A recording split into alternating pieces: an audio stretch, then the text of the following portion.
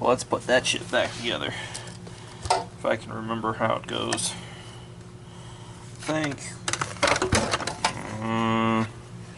I can't remember. Fuck it. I'm just kidding.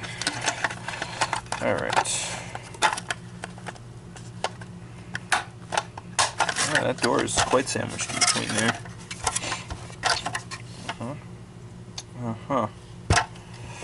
Again, you can just see where the bigger motor was supposed to go. I wish I had one laying around that I could just shove in there for an example. Alright.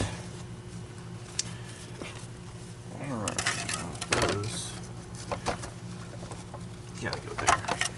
Figuring out where this stuff goes is always kind of a jigsaw puzzle, but I always seem to manage to kind of figure it out. Sometimes. And it gets funny when you wash it. Some of the techs throw this shit out. I can't blame anybody for doing that, but I don't want to throw it out. I want to be professional and put it back. Kind of interesting, the grommet's removable. Alright, so the first thing we do is hook up the motor. Alright. Now, there's a mod you can do where you can get more power out of these motors. I'll show you how that works. It's really, really simple.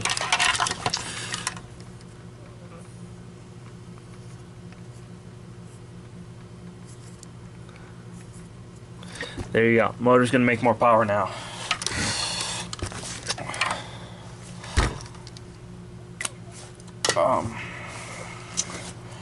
Let's see here. Alright, so that goes in there like that. Put the circuit board back where it was. It's unfortunate there aren't more made in Germany or made in China or any of those stamps. I was hoping for a little bit more. Looks like the gasket only goes on one way. So you have this big thing. Kind of reminds me of an old school Electrolux, and how everything's just kind of lined up cylindrically. Alright, and then this gasket is just going to sit in there.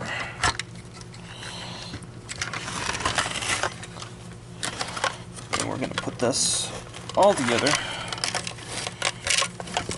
Never mind the blockheads here for a minute. Okay, we're going to actually reseat the gasket first on this one, because it's giving me trouble going any other way. And the gasket and the filter cage all seem to bind together. Yeah, that gasket's tighter than normal. I guess you want your gaskets tight. Nobody wants a loose gasket. It's kind of like a loose for JJ. You don't want that either. Oh, I'm gonna get demonetized again. I wonder if I say demonetized enough, Google picks up on that.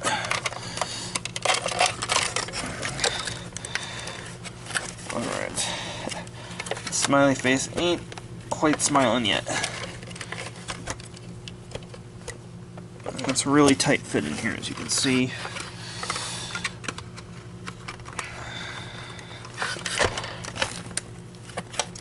And I don't know what's... I feel like these two pieces aren't joined together right. There we go. That feels better.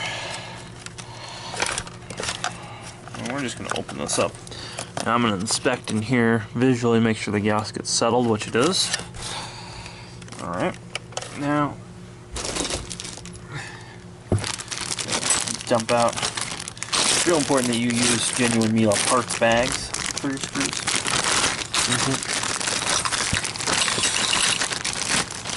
Alright. Oops. What we got here? All sorts of fun stuff. You should see 4 screws that look like this.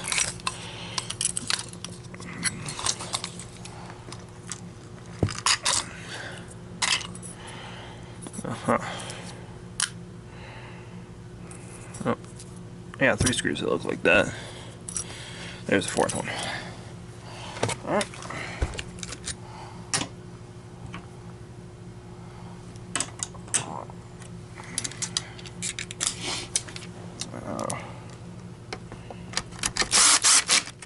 Alright.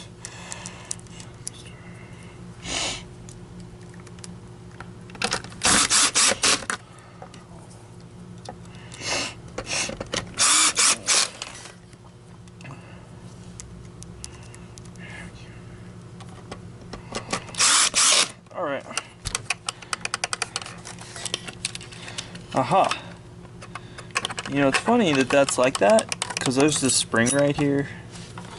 And I was kind of like, I wonder if that spring goes, where that spring goes on that. Because I knew it was for that.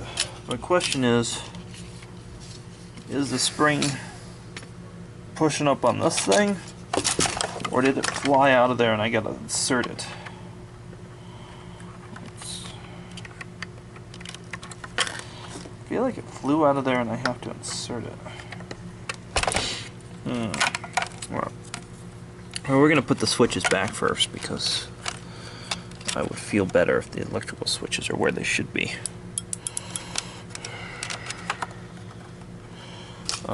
So looking at this, you can see how this works is it slides that and that thing hits the switches. So it appears the switches are like this.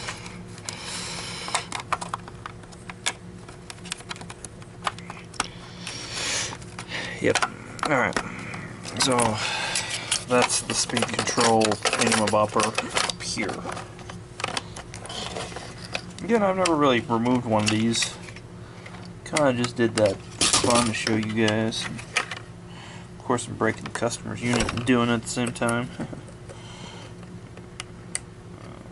Somebody said comment below, don't ever bring your vacuum to this guy. He doesn't know what he's doing.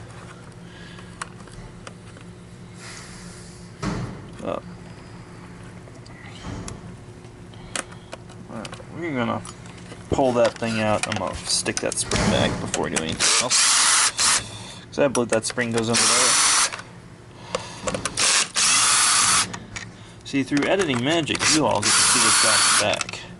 I have a time lapse of over 24 hours. I've done this and forgotten. Simply. Oh, okay, I see where the spring goes. Okay.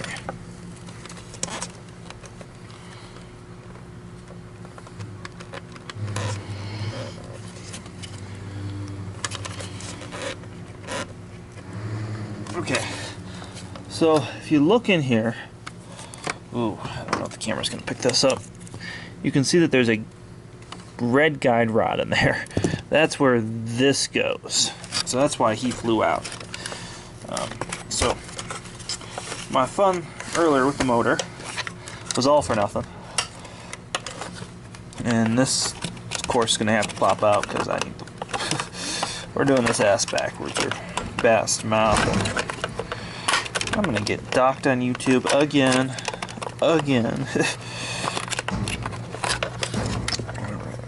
Of course, I've knotted this up proper. There we go. Alright.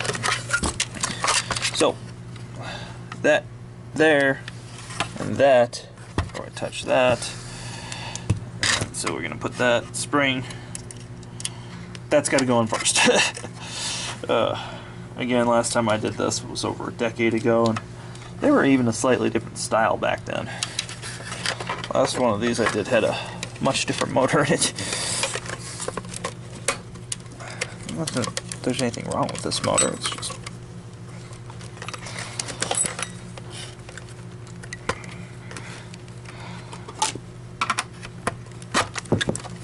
Alright.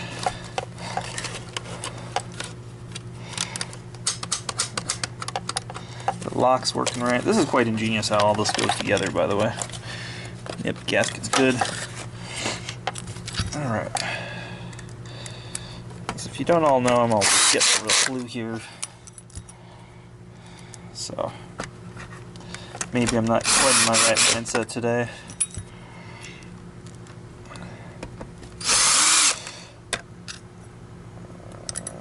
There we go. There's the last one. Alright. That's easy enough. So again, you guys get to see me do this again. Let's go right here. really different for Miele to do something like this. Again, there used to be a rheostat in there. Some of these had a speed control, some of these just have a high-low. The newer ones have a high-low. There's nothing wrong with that, but sometimes I gotta do things differently. I really think I'm doing that. I really think you have to put this on first. Yeah. Alright. So now we're gonna make sure I hooked everything up right.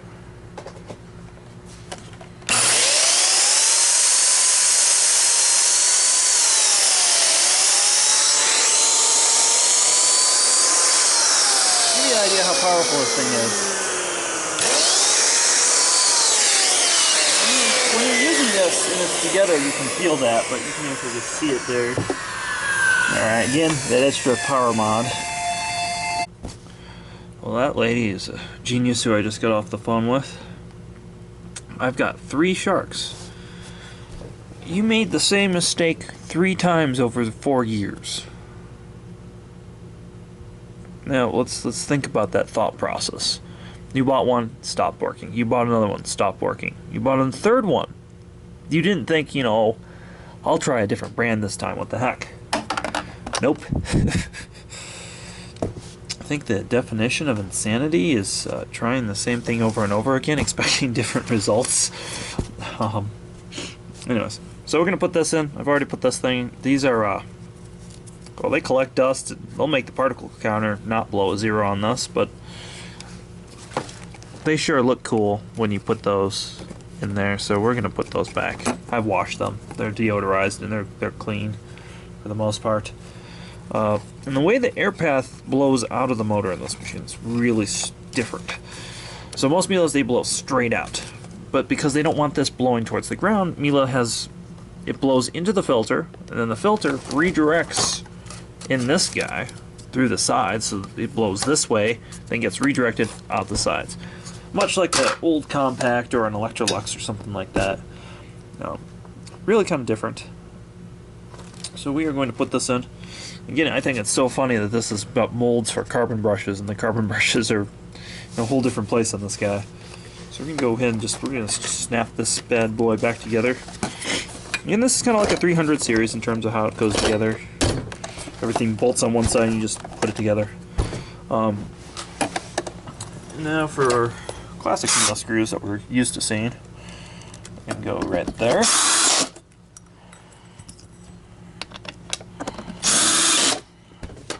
Turn it over. There's 2 more that go right here.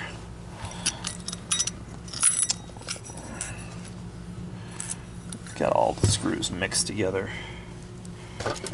So we're going to put this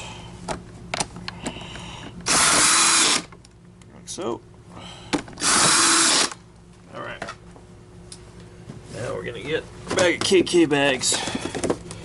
I'm going to grab a bag. More importantly, we're going to grab the 2 filters, which come pre-cut because they only have one size. So square, air clean, and one of these. And by the way, these are smaller than the offcuts from like an S7 or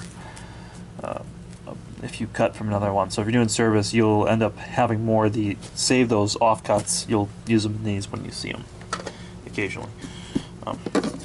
So that just goes in there like that, very simple. So it is time to put the rest of this together.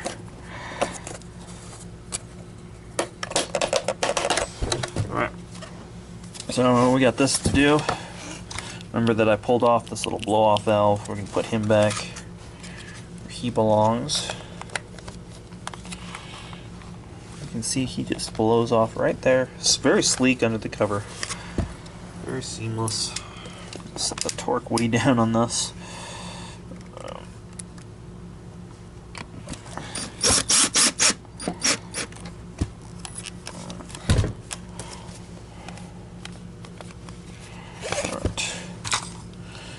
That's moving. You can't actually, yeah, you can see where it's actually set when you look in that hole. There's also a date code in there.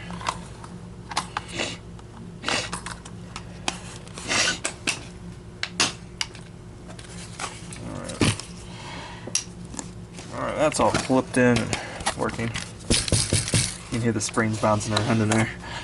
Alright, so this guy, you know, I think the last time I saw one of these for repaired, this thing broke, and it's pretty solid.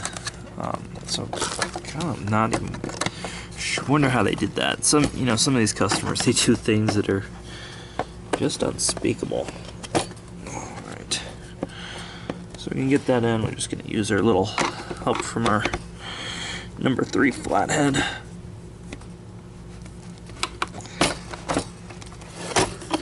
Alright, all that's in there.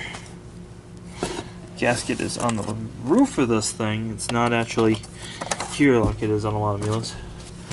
We're going to put this bag in. And the bag dock on this, so what keeps the door from closing is this little latch that actually comes, it's not this action, it's this action. So very, very different. But there's this little free-floating second piece to this bag dock on these. And they all have the same thing. And this is the same fitting as like an FJM. You could wedge one of those in here. It would stick out a little bit on the top, but same sort of idea. I always fluff the vacuum bags in these. They're not as efficient of an airflow path, and then you'll have to tuck this thing down now. That's weird. I don't like that. See, it just broke that off. Huh. I would say that, I mean the bag cover. Oh. That's Miele's design. Oh. Alright. So we've got it all back together. We're just going to make sure we got one section. Make sure the bag chicken feet are working. So we did that proper. So this is really dirty. Not so much dirty, really banged up, I should say. Give it some love real quick. Get some gloves on. I don't want to touch this shit with my hands.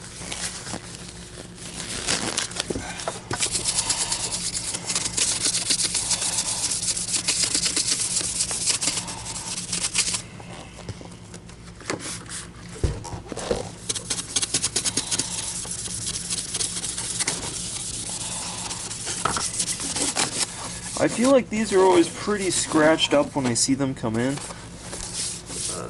Now that I think about it, when I see them come in, like I said, usually they're just trying to figure out how to put the bag in or what to do with the filter. It's usually something super simple, like not checking the surface. Simple.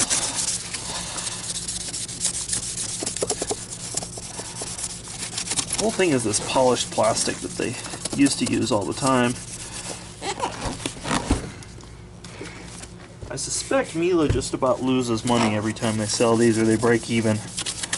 I don't think they're making a lot off these anymore.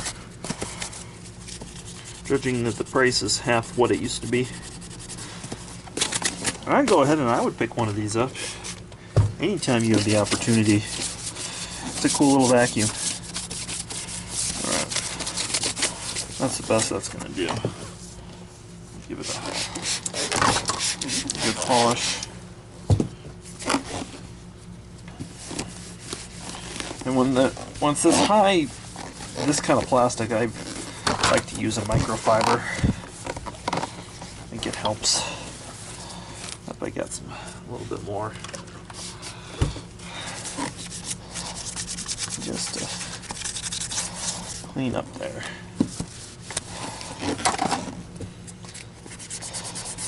Again, the thing is just marked up because this is like a floor nozzle, kind of like your floor nozzle or where your wand would be on a lot of vacuums, so it's going to get marked up.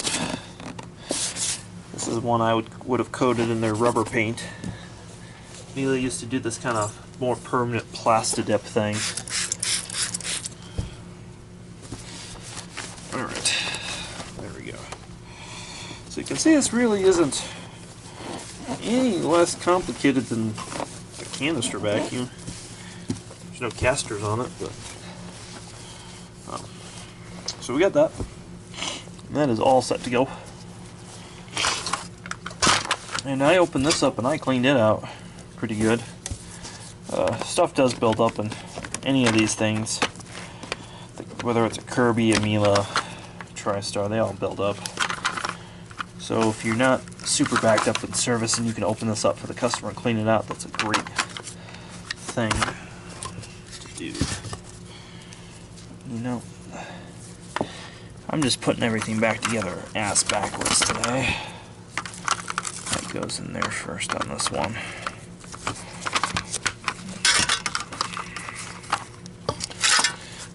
Aren't I supposed to be like the expert on those things and be able to do this first at the right time? Alright. I got the spring. There is the other spring. Alright.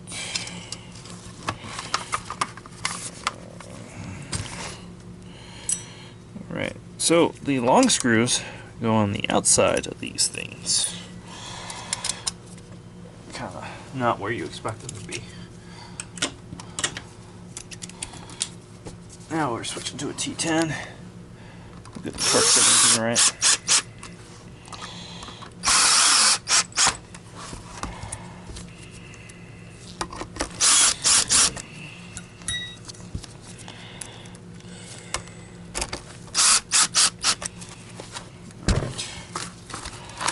So you can see that flips back and forth. And I'll take a little bit of Windex and just wipe down the chrome.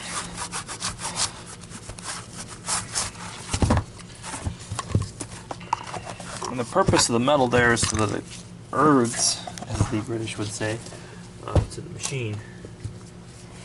And at this it's important naturally to tell customers to clean this thing out, because hair will build up in here and actually deform the plastic. Of course, before I put that together, a couple drops of kosher leaven in there.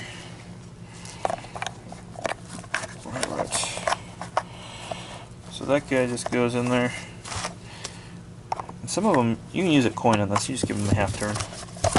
Alright, so he is all set to do what he's meant to do. And let's vacuum a little bit with this because it's kind of cool.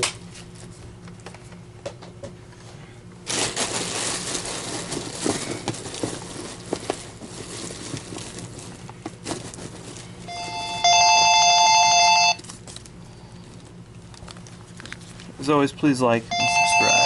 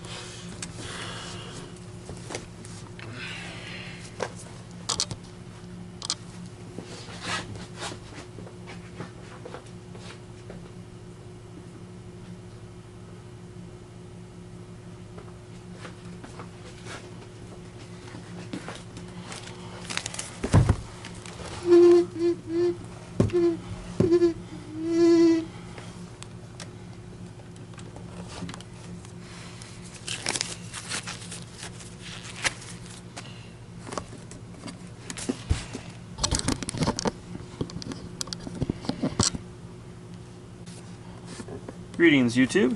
Today we're going to particle test something a little different. We're going to particle test a Miele stick back. Let's see what's in the air. And this machine does not have a HEPA filter in it. So we're going to see what it does.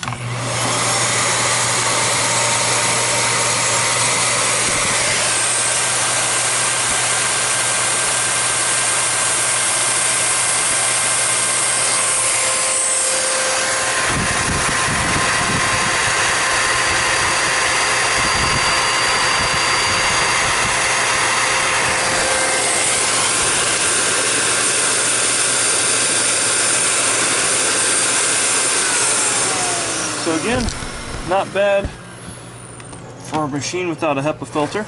I'll show you what is in here. You have an air clean filter, just this thin pad, and that goes under there.